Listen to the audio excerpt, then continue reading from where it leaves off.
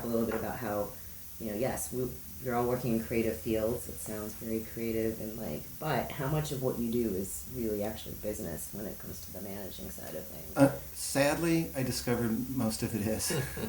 You get into it for the music, and you still get the music. It's still around you, and I suppose that sometimes I have to remind myself that it is a lot more present than you feel it is. But it's you're just on the phone and doing emails and taking care of business and shuffling boring forms and negotiating boring little points, and so yeah, it's business. It really is.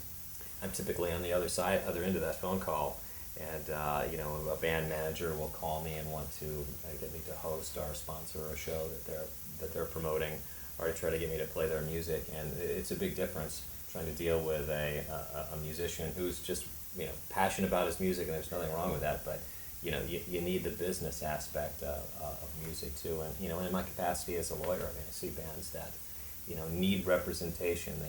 They need professional help, whether it's management, legal representation.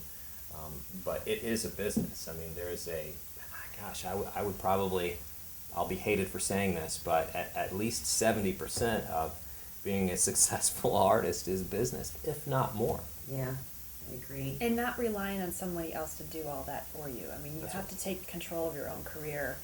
And just to shift back to the membership aspect, whether you're a manager or you're an artist, part of taking control of your career is being out in the community and networking, going to educational events about your career and about how you do your business, meeting the right people to help you manage your career, whether it be a lawyer, an accountant, any of that, and then staying on top of it, not just turning it over to somebody and not knowing what they're doing with things. You hear horrible stories all the time about people that have just let their careers go down the tube and gone bankrupt and things like that. But there's a story to be told there, and that is that you need to be hands-on. And so this momentum over the last years of being really DIY, part of that, I'd say more than half of that, is taking control of the business side of it and not just the creative side.